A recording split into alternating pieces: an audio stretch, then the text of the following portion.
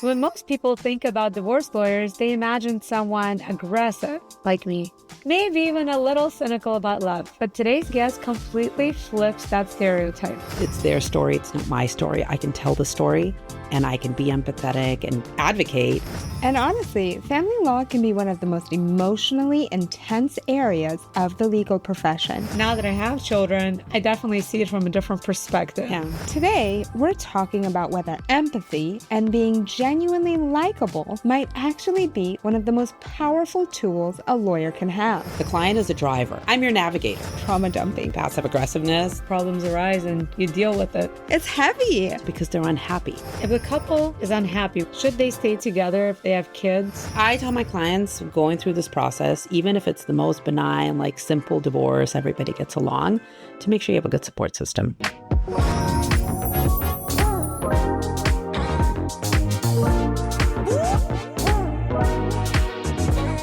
Welcome back to The Glamorous Grind, where we break down the law and how it actually shows up in real life.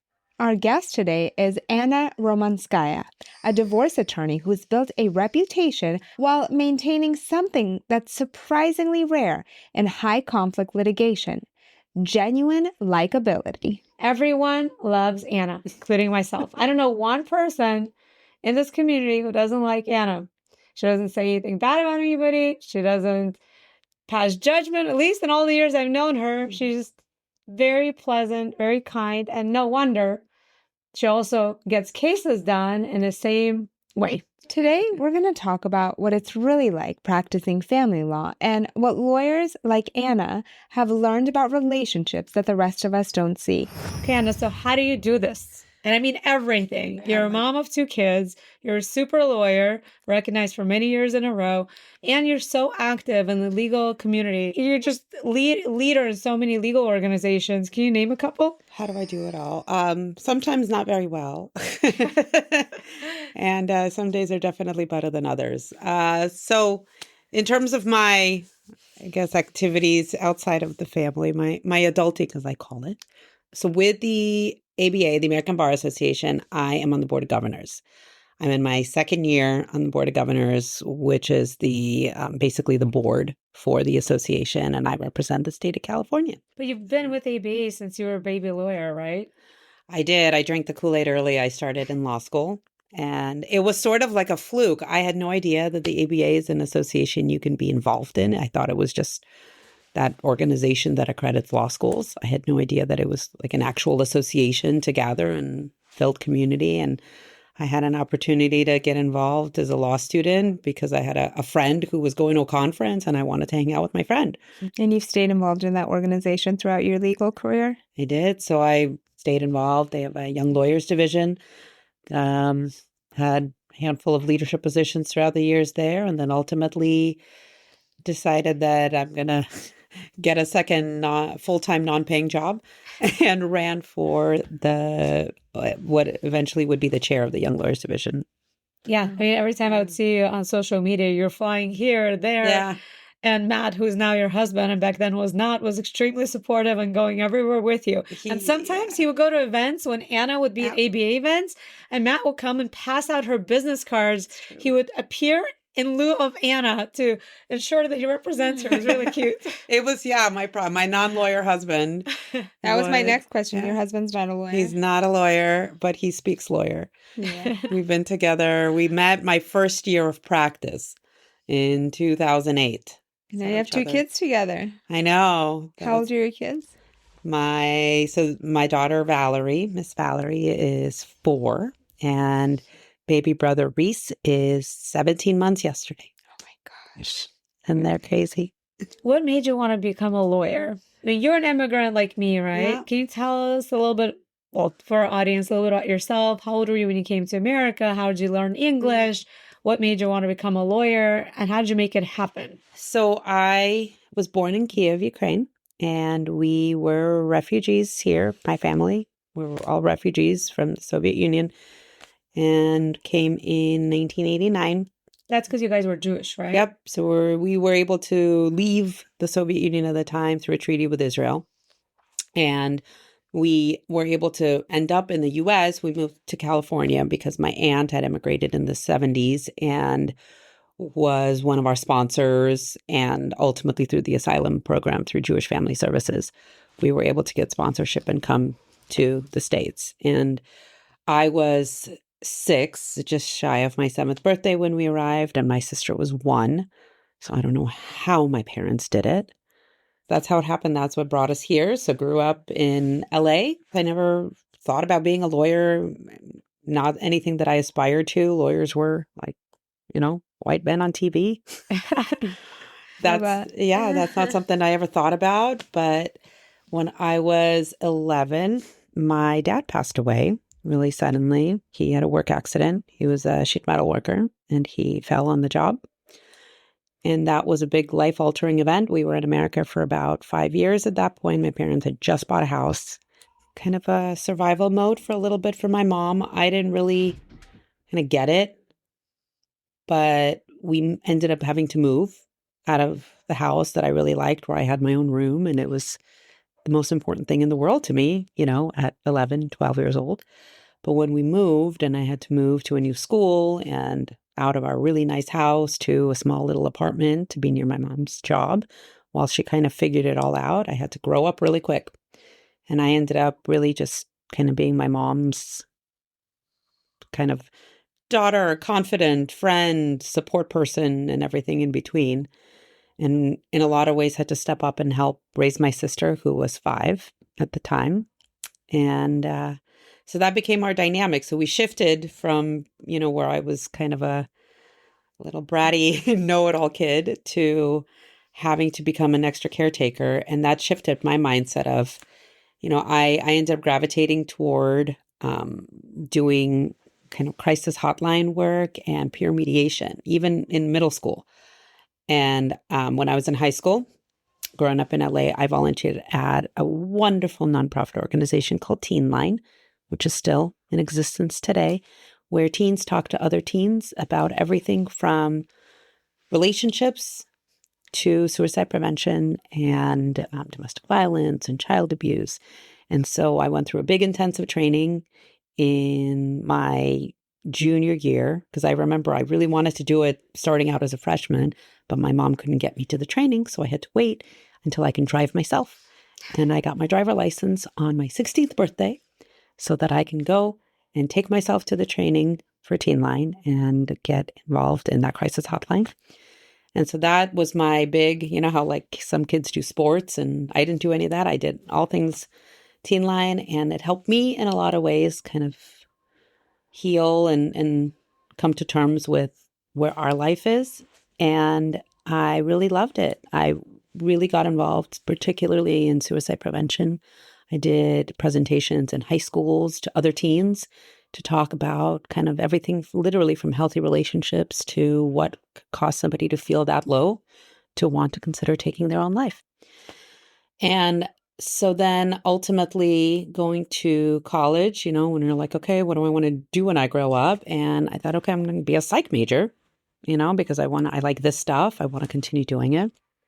And kind of long story short, I ended up going to UC Santa Barbara for undergrad. And I was a psych major for 2 whole weeks because I realized it's actually a science. It's a hard science. And ultimately, I ended up studying law and society, which is like the sociology of law and political science, because I thought those were interesting. And throughout college, I volunteered at another similar organization in Santa Barbara called Family Service Agency, where I basically started their crisis hotline and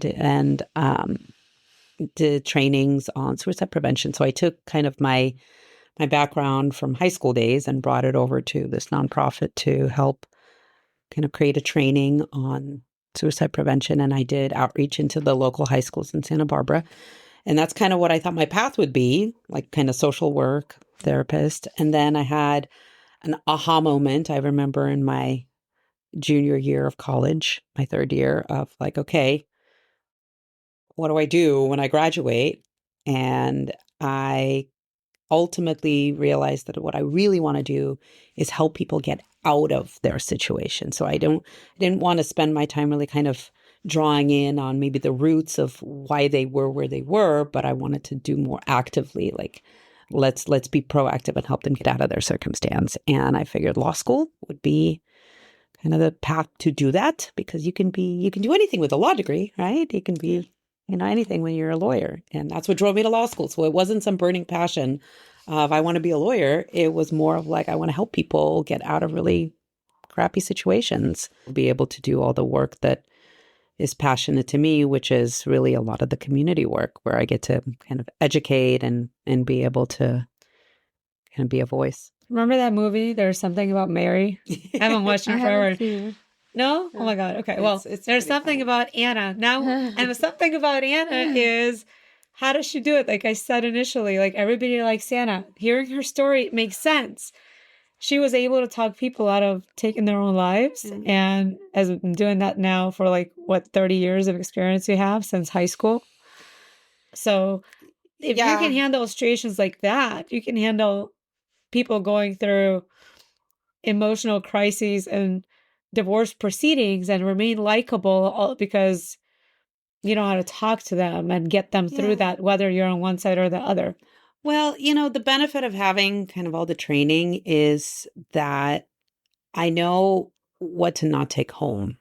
And I think that's the biggest piece that maybe some younger lawyers don't know. Especially in family law. Older lawyers, right? Don't know how to not take things personal, how to not make it personal, how to know that there is a line that it's their story. It's not my story. I can tell the story and I can be empathetic and be, have that ability to advocate, but not to take it home. And not to say that, I'm human, right? That I've certainly had situations that have affected me more than others where I take it home and think through it and, think, did I do the right thing? Especially if, it's a hard case and ultimately the result is not what I would have liked, or maybe, it was a hard fought like restraining order that we ended up losing that we should have prevailed on. And that's hard, and then you have a client looking at you going like, what just happened? And I'm like, I don't know what just happened. Those are the kind of things that sometimes I take home. So, well, what's fascinating to me is how at such a young age you recognized your purpose so clearly. And what's even more fascinating to me is most people run from that kind of trauma. Like I always say, trauma dumping, is a thing. And I deal with it a lot on the employment side because my clients also, it's not family law, but it's people who have just lost their livelihood and don't know how they're going to pay their rent, and taking in all of that. If I didn't get paid for it, I would run. I would not want to listen because it's heavy. Yeah. And you even as a teenager ran towards that and wanted to help people. That's fascinating to me. Because when you hear other people's pain, it helps you deal with your own, it helps you heal in a way. But then you want to help more because you feel bad for people. And you're like, you know what? I went through this. This is part of I had to go through this so I can help others. I think initially that was my sort of, I didn't consciously know that, but kind of in retrospect and self-analyzing, right? And to think, I think that's why I gravitated toward that initially. And I went so deep into it because it was for me an outlet of a way to kind of deal with what I had going on in my life. But, it's certainly as I've gotten older and kind of done this work for a while now, and I'm 18 years into the practice officially, right? It's hard, just being honest, it's hard sometimes not to feel a little jaded and deflated and exhausted. My bullshit tolerance is certainly, a little not as high as it used to be, it is exhausting. And, now having kids too, and we had quite a journey to get to having kids and to be able to, sometimes see how kind of frivolously they're treated sometimes, not intentionally by maybe well-meaning people, but when you're fighting about kids and using them as, as kind of a means to get what you want, that makes it hard. Yeah. And that's kind of when I know I need to take a minute and take a breath and I feel like I've gotten a little bit better about that also, knowing that I can't kind of save everybody and help everybody, that sometimes it might not be a personality match. And I've gotten better at, if talking to certain potential clients where I'm like, okay, I know that this isn't going to mesh well because maybe you want me to be a certain way or advocate for you a certain way that isn't going to, jive with the way that I want to practice. And then I refer them out, and it's great because I have a lot of, there's good options out there. Remember when I was a new lawyer and one of the judges told me, after hearing my comment about why my client went to school during his non-custodial time, that you don't have children, do you? And I was like, why does it matter? Like whether you have kids or not, if you're a family law attorney. But now that I have children, I definitely see it from a different perspective. Yeah. Certainly kids have to be protected from parents who are going to abuse them or neglect them. But I feel the more love they have, even if parents have different parenting skills, like parallel parenting is fine. Nobody parents the same way. Even in my own house, I do totally different with my boyfriend. And we just fight over that stuff. Yeah. Couples often fight over parenting of their kids. But when it comes to litigation and family court, is it worth paying lawyers to fight over those things that you may bicker over at home? When you're looking at the bigger picture, sometimes, when you have, I'm sure you have clients like this also who are like, my kids are everything and I've done everything for them. And I'm the parent that has done XYZ and the other parent hasn't done anything. And if they go with the other parent, the world is going to end, right?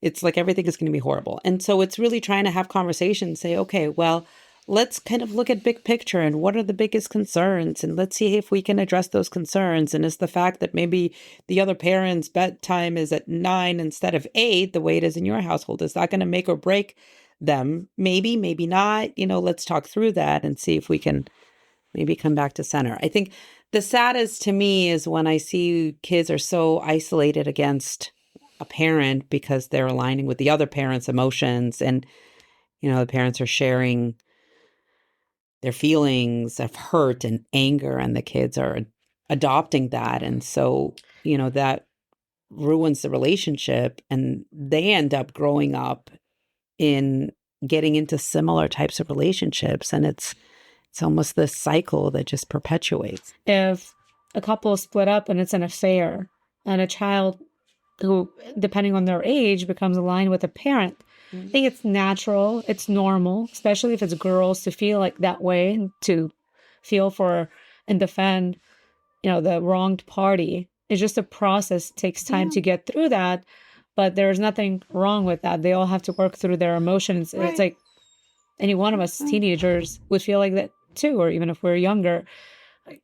Right? Well, right. But that's when, us as a lawyer, where I sort of like, okay, I'm not a therapist.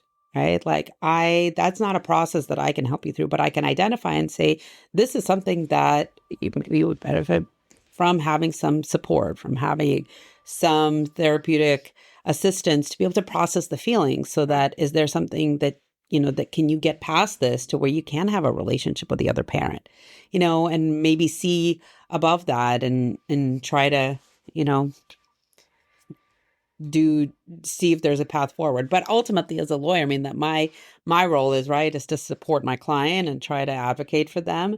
But this is sort of like where, like, are we going to get along, as a partnership, or are we not? Because I don't want to have to fight against my client. And if our kind of values maybe and way of doing things isn't aligned, then I can recognize that. And I feel like I'm a lot better at it now than maybe when I started out, to say like, okay, I'm not going to be fighting against you.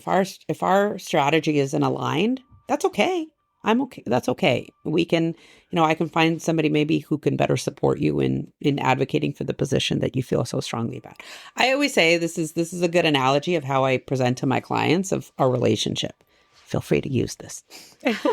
That our relationship is like a road trip where the client is a driver of the car, because ultimately you, client, are going to determine where you end up. And then you have to live with the final destination, right? Your outcome, how this all plays out, you have to live it, right? I'm your navigator as your counsel. I help you get there. I give you direction. I give you instruction. And you can choose to listen to me or not, right? As your navigator, like you can choose to listen to your navigation in your car, or you can be like, no, I know a better road, or no, I know a way around that. right? But then you're no longer aligned, right? So do you still need your navigation?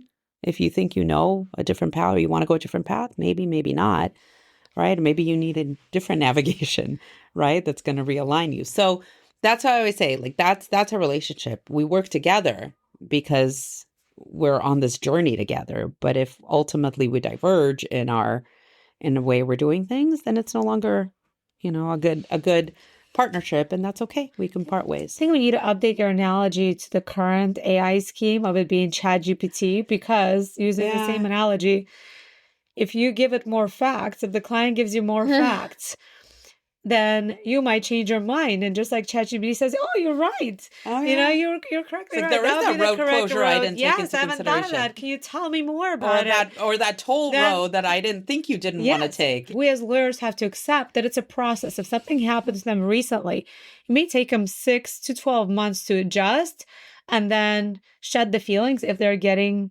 help through other professionals, if they can afford it, or choose to use their insurance to go to one if they can get one on their own. But everything is a process, and we either stay with them on this path and guide them through it because we see that they can get there, that we can help them consider it from different perspectives and have an open mind to do what's best for their kids. And there are those people that no matter how hard you try, it's just not going to happen. Yes. We've both been there. But if they're years into it and something hasn't changed, it may also not be our client, right? It could be the other side who consistently triggers them, and their drama never stops. So it's high conflict, litigation, high conflict, both parents. And it's kind of hopeless that it's going to change until their kids turn 18 and they're out of court. How do you handle that? Because you often get sometimes I get like a case that's totally benign and then poof, it's no longer benign. Sometimes we get a counsel on the other side that makes it no longer benign, and sometimes we have, things that happen. And I think, again, you craft a strategy to try to help your client to get them to where they want to be. I usually ask in my initial conversations, where do you want to be at the end of the day?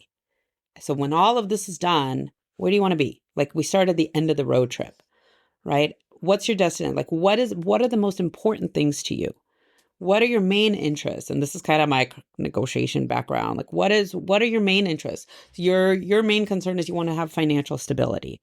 Okay, so let's not talk about numbers, but like, what do you want? Like, oh, I want to make sure and stay in the house, or, oh, I really want to make sure that I have a retirement, or, my kids are the most important thing to me in the whole wide world. I want to make sure that they're safe and protected and well cared for. Okay, so let's go with that. And then I work backwards and say, okay, here are the main pieces of where you want to be and what you want to do. How do we get you there? What is important to you? What's like, I absolutely will never negotiate on this. And then we can dive into it. If it's like, I want full custody, the end, period. I don't even want to think of anything else. All right, well, let's break that down. What does that mean for you when you say full custody? You want the other parent to never, ever see the child ever, ever under any circumstance?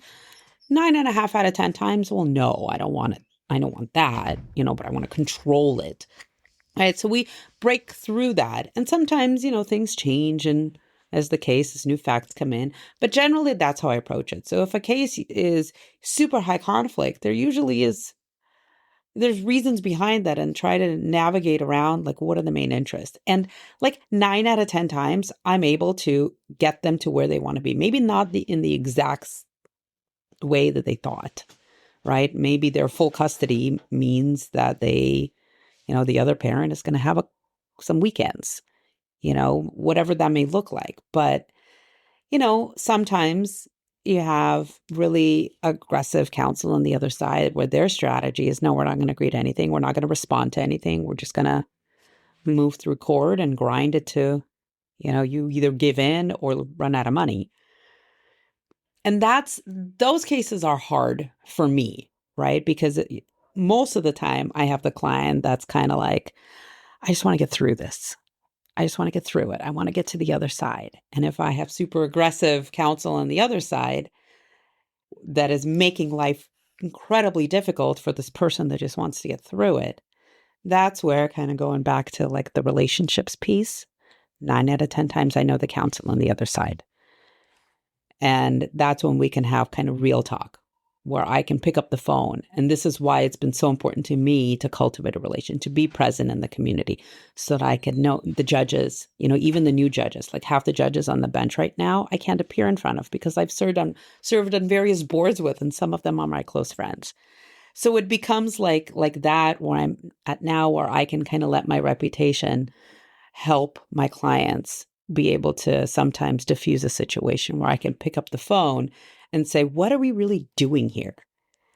And I say 9 out of 10 times because sometimes I'll get that 1% who won't pick up my calls, or, it'll be a LA lawyer that I don't know, because we're getting more and more out of San Diego, Mm-hmm, we are. And that makes it challenging. That will certainly make it challenging because then, they'll send me to their associate, and I won't be able to break through because there's a different way of practicing. So, that makes it difficult. And, then we're kind of back to we just have to kind of fight it and leave it to the client to decide, okay, well, how much do you want to bend? Or do we want to kind of be aggressive on the way back? And do you have the resources to support that? I've learned throughout the years to be really frank and direct and set expectations. I say flat out, I don't give out my cell phone number. That is a hard rule for me because I am. And it's a problem. But, in family, it's different than in business or in other practice areas, because some corporate clients expect that. They pay a lot of money to their lawyer. They expect their lawyer to be on speed dial. If they have a deal that needs immediate attention, that's time sensitive. In our cases, the time sensitive is you have CPS showing up at your door. But, for me, if it's, 6 p.m. on any given night. I mean, I have kids literally jumping on my head. I'm not going to be productive. I'm not going to be able to be my best self to you. So I'm not even going to open that door. And I say that up front. And if somebody doesn't like it, then I'm not a good fit. And I'm okay with that. It's boundaries, setting boundaries. We have these conversations about setting boundaries. A couple of times I've given my cell phone number to clients, it's only for this one time. Do not use it. People don't hear the part, don't use it, or it's a one time, or I don't give out my cell phone number. Once they have it. Yeah, because you give it to them for that one hearing. Weekends, 11 at night, it's anytime. No, and remote work, I think, has made it more challenging. It's given flexibility, but there's also set expectations that you're going to be available because you're working remote. And so I laid that out on the front end and have those conversations, say, this is how I work, my availability. I will always make sure that you have a response, that, I tell you that and now, I have associates, we're able to work as a team and kind of triage, but to be able to set those expectations, you might not get an immediate response. And most of the time, if somebody's in a crisis, having an immediate response isn't going to help because they're so in it. They're in freak out mode. He's 15 minutes late and my child is dead, whatever, no, that's, God forbid, but it's usually not the case. It's just kind of taking a minute to and so by the time I speak with them, okay, has it been resolved? Kind of for the most part, but I still need to talk through it. Yeah. So what tips would you have for those that are in crisis mode, that have a lawyer and feel irritated they cannot get a hold of them right away? Well, I mean, the first thing I would say avoiding is going the ChatGPT route and Googling everything under the sun, because God knows these days is half the time you'll be vortexing in the wrong direction. I tell my clients going through this process, even if it's the most benign, simple divorce, everybody gets along, to make sure you have a good support system.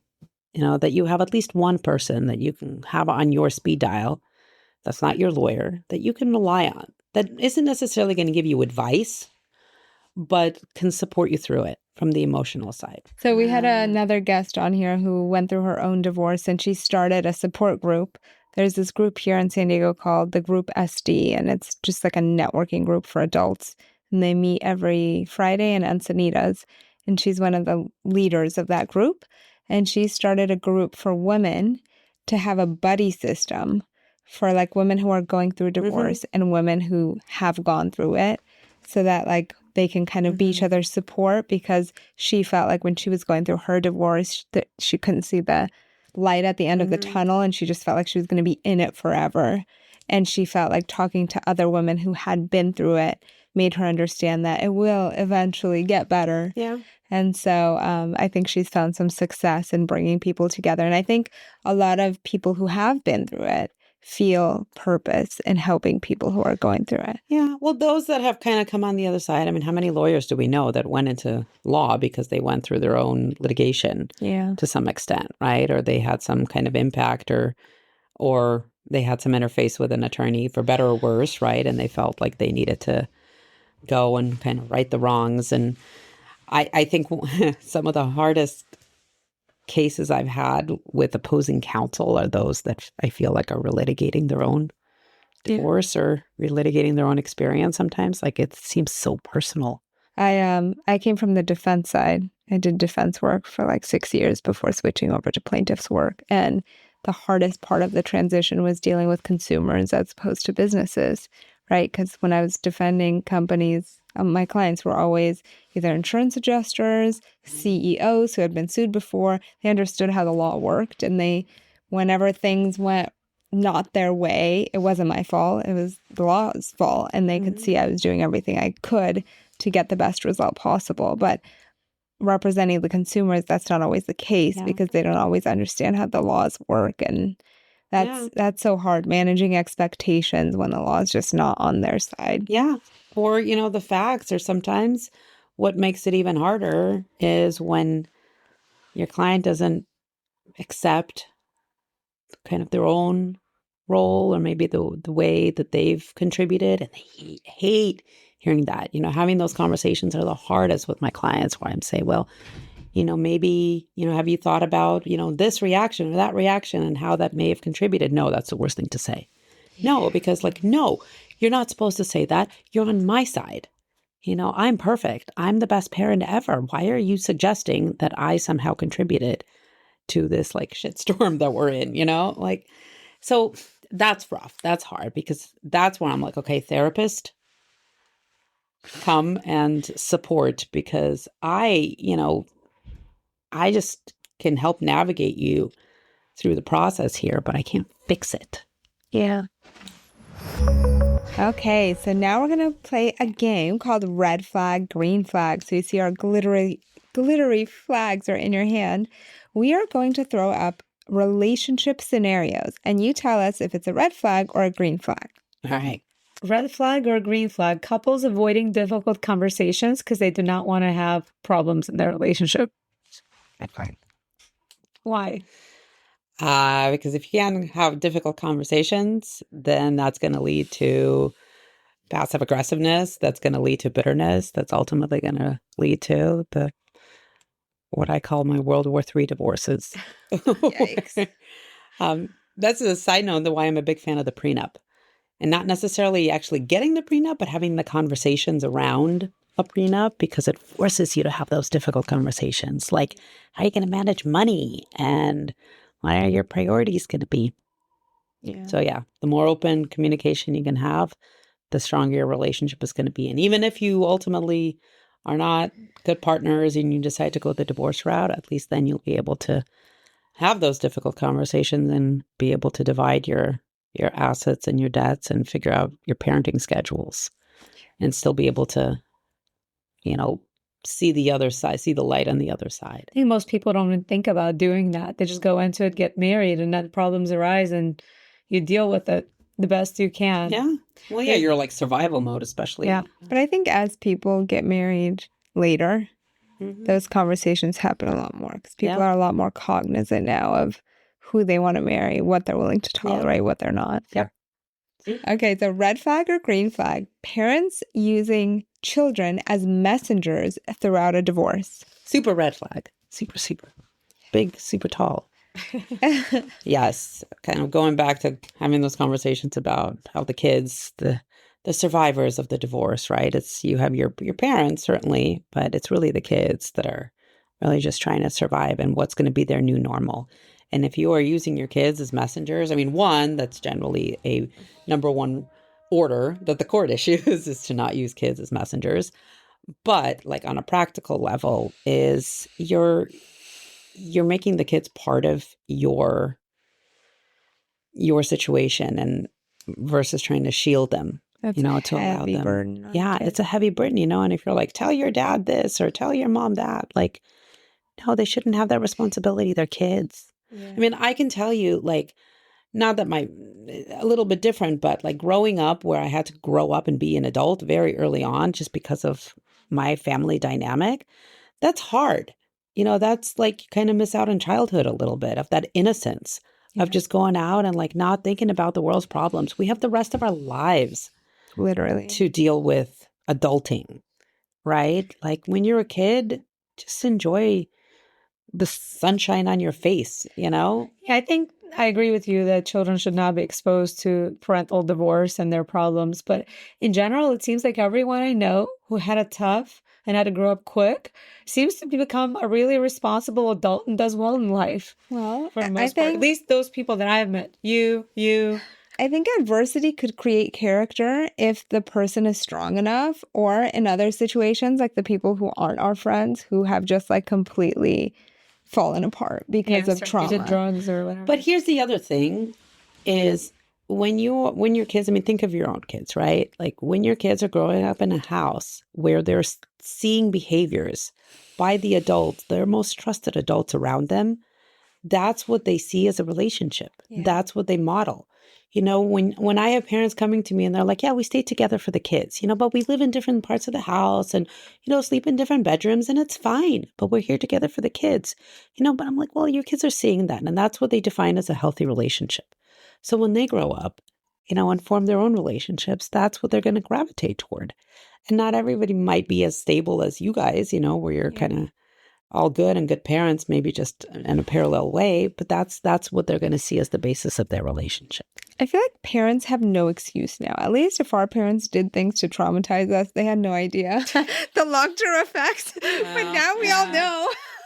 Maybe, yeah. I mean, there's a lot more regulations in this country, I'll tell you that. Well, what about couples going to therapy before problems escalate? With that, they must have problems to be going to therapy. So before it gets totally worse. Well, I will say green light in terms of recognizing there are problems and recognizing that they need to be addressed, right? Because for some couples, you have, let's say there's still maybe some path to reconciliation, right? There's problems. We recognize there's problems. Okay, is this something we can work through? And oftentimes I get those calls. We're like, oh, problems. Maybe there's, cheating. Maybe there's, financial mismanagement. Maybe there's some things. You're like, okay, is this something that they're like, okay, we're trying to work through it. Okay, well, are you trying to work through it? Is there a path? Is there a way that you can maybe find for the relationship? Other times there's problems. It's not going to save the relationship. But are these things we can work through, like parenting issues, or maybe coming up with a parenting plan? And that's where you can go into, a mediation type setting, or maybe a coaching session where you can have some assistance on finding a way to divorce, right? And end your relationship, but still be, co-parents. Here's the magic question that I think any person would answer differently, but I want to hear your perspective. If the couple is unhappy with each other, should they stay together if they have kids? If they're not attracted to each other, they don't like spending time together, but one of them thinks it is best for the kids, or maybe both do. Do you think it's worth going to count therapy then and trying to work through things that may be unfixable? Or do you think, like in a situation you commented on before, that where they live in separate rooms and the children are going to mirror their behavior when they grow up, do you think it's better for them to split? From kind of my experience and seeing how these kind of things tend to play out, I mean, my opinion, I'm not, therapist, caveat, all this stuff. I think that if a couple is not a couple, right, and they're just kind of coexisting, that there's resentment in there that is ultimately, it's festering and it's going to build up. And at some point, something's going to trigger, whether it's somebody's voice or whether it's somebody like some action that's going to kind of tip that scale. And that's what is going to cause the, quote, World War III divorces, right? Where it's somebody who's sitting in that festering space because they're unhappy. Maybe like it's okay. Maybe it's like comfort. Maybe like it's sort of the normal. It's how we do things, and it's okay. It's okay. It's not great. It's okay, right? But if you're inside, like, you know that there's better out there. Like, I could be happy. I could be in a relationship where I'm actually attracted to my partner. God forbid there's some intimacy. You know, I could be in a situation that's going to actually like help me grow versus just kind of exist. Like, it's those feelings that maybe they're so buried deep inside right now while you're in the hustle and bustle of every day raising kids that it's okay, right? It's okay. But at some point, it's not going to be okay. And it's whether at that point, it's going to be what's going to make you so angry that you're going to want to bury your spouse, as we see in our divorces, right? Or versus like, you know what, I recognize this is really not a good space. Let's just call a spade and work through on how we're going to co-parent the kids and still be there for them, quite possibly in the same way. But they're going to know that we're much happier living our separate lives. Okay. So now it's time for Let's Get Gritty. This is an audience question submitted. Let's see. My spouse and I are considering a divorce, but we're trying to stay amicable for the sake of our kids. The problem is that the emotions keep getting in the way of every conversation, and it always turns into an argument. How can couples approach divorce in a way that protects their children and keeps things from becoming a war? Well, it sort of goes to what we were just talking about, is trying to have open communication and acknowledging there's issues to begin with, and finding time and space to have those conversations outside of the kids, you know, like maybe at a coffee shop, like somewhere neutral, like neutral ground. Like if you are just so much at an impasse and those anger and hurt and resentment feelings are just so high because you're at that tipping point. It's about timing and managing your emotions and the other person's too during any conversation. Yeah. And I think it's important to acknowledge too that relationships are just hard. Yeah. It is hard sharing your life with someone. And then you throw in kids and work and all the chaos that's going on in the world and how we're constantly evolving, and the person has to constantly accept how you're evolving, and you have to accept how they're evolving, and hopefully you grow together, but maybe you don't. Yeah. And then you have to decide, can I deal with this new human that I didn't pick? Yeah. And it's just like all of these things. And I think it's important to take a step back and give ourselves grace for like, it's not that easy, because I think even like if you look at our grandmas or our moms and they'll look at us and be like, ah, like, you know, which is what, like, you're so bored, you're like, you're getting, how would you translate that? Well, yes, I understand. Like you're going crazy because of all the fat. Yeah, like you're basically so bored that you're trying to create problems because you're bored. Sometimes, and I see this also, like people kind of have guilt about like, I have everything. My husband or my wife loves me and showering me with gifts, and like nothing is wrong. But yet I feel like, you know, I'm drowning inside, right? I mean, and sometimes that's something that maybe could be worked through in therapy, or sometimes there really are other issues that, you know, are there. I mean, who knows? Relationships are hard. I mean, even like I've been with Matt for, God, we met in my first year of practice, right? So we've been together for 17 years now.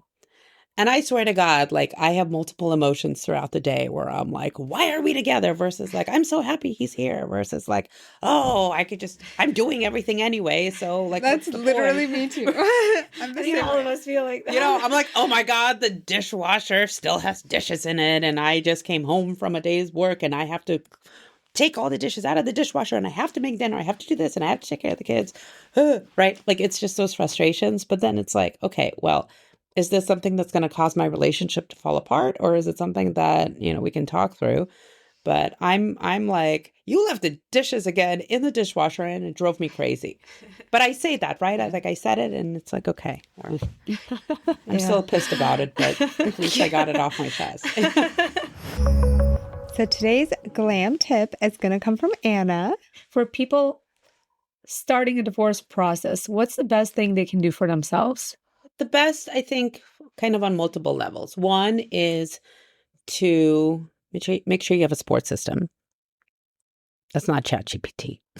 Like a human that is going to be, there for you to help you kind of hold your hand. The next is to really think through on where you want to be. What are your priorities? What is it that you're